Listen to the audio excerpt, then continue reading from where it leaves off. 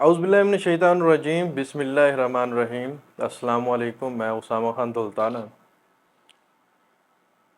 मुसलमान ख़ासकर इस्लाम की हिस्ट्री से बहुत ज़्यादा दिलचस्पी रखने वाले मुसलमान और गैर मुसलमान ये बहुत अच्छे तरीके से जानते हैं कि हज़रत मोहम्मद सल्लल्लाहु अलैहि वसल्लम ने कभी भी बर-ए-आज़म यूरोप, बर-ए-आज़म अमेरिका और रूस जैसे ममालिक का कभी भी ज़िंदगी में सफ़र नहीं किया।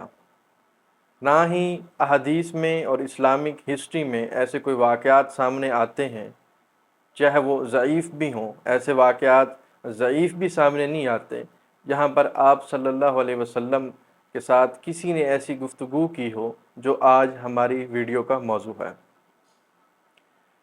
एक आम मुसलमान ये बहुत अच्छे तरीके से जानता है कि नबी पाक सल्लल्लाहु अलैहि वसल्लम के जो सफ़र थे उनमें तिजारती सफ़रों के बाद इस्लामी जो मार्का आराइयाँ थीं उनके अलावा एक बहुत लंबा सफ़र मेराज है।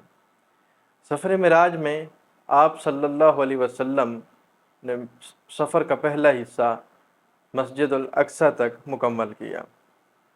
इसके बाद आप सल्लल्लाहु अलैहि वसल्लम बुराक पर सवार होकर सातों आसमानों से ऊपर तक हज़रत जिब्रील अलैहिस्सलाम के हमरा और उसके बाद हज़रत जिब्रील अलैहिस्सलाम से अलग होकर आपने ये सफ़र मुकम्मल किया, जो कि एक मुकम्मल तौर पर मौजज़ा है।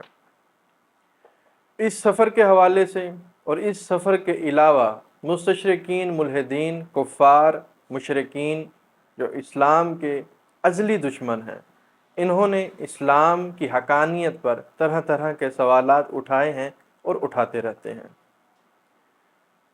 इस वक्त साइंस के साथ दिलचस्पी रखने वाले हमारे दोस्त अहबाब नॉर्दर्न लाइट्स के हवाले से बहुत अच्छे तरीके से जानते हैं। ये नॉर्दर्न लाइट्स बर-ए-आज़म अमेरिका के कुछ ममालिक से, बर-ए-आज़म यूरोप के कुछ ममालिक से, रूस से और अलास्का और आर्कटिक सर्कल जो है यहाँ से आप इसको रात को मुशाहिदा कर सकते हैं।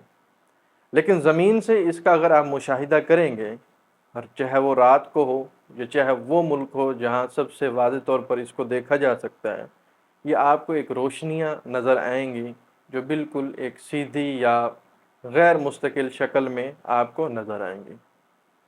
अब जो हमारा आज का मौजू है, जो हक़ानियत है इस्लाम की, जो एक बहुत बड़ा हमारे ईमान के अंदर बूस्ट साबित हो रहा है कि आप सल्लल्लाहु अलैहि वसल्लम ने इन नॉर्दर्न लाइट्स के हवाले से आज से तकरीबन 1450 साल पहले फरमाया था।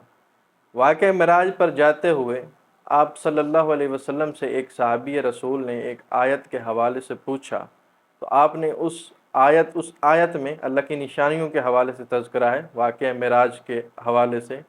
तो आप सल्लल्लाहु अलैहि वसल्लम ने उस सहाबी रसूल सल्लल्लाहु अलैहि वसल्लम को उस आयत की तफसीर के ज़िमन में फ़रमाया कि जब मैं मेराज पर जा रहा था, मफ़हूम बयान कर रहा हूँ उस हदीस का, उस वक्त मैंने आसमान पर सब्ज़ रोशनियों का एक बिछोना देखा था। अगर बिछोने को इंग्लिश में हम ट्रांसलेट करते हैं, इसको हम कारपेट कहते हैं। जो हमारे इस्लामिक इंग्लिश स्पीकिंग स्कॉलर्स हैं उन्होंने इसको कारपेट ही कहा है, और अहादीस की जो किताबें हैं उसमें भी इसको कारपेट ही कहा गया है। अब आप नॉर्दर्न जो लाइट्स हैं इनको गूगल करें, गूगल पर इन रोशनियों को देखें, और फिर जो नबी पाक सल्लल्लाहु अलैहि वसल्लम ने एक बिछोने के हवाले से कहा है, आपने दो चीज़ें लाजमी सर्च करनी है। क्या बिछौना नुमा वो शक्ल नीचे ज़मीन से नज़र आती है या आसमान से? लाजमन जो शक्ल आप सल्लल्लाहु अलैहि वसल्लम ने उन लाइट्स, उन नॉर्दर्न लाइट्स, शुमाली रोशनियों के हवाले से बताई है, वो खला से आपको नज़र आएंगी। आप सर्च करें नॉर्दर्न लाइट्स फ्रॉम स्पेस, तो आपको इस हवाले से गूगल बेहतर अंदाज में डाटा दिखाएगा।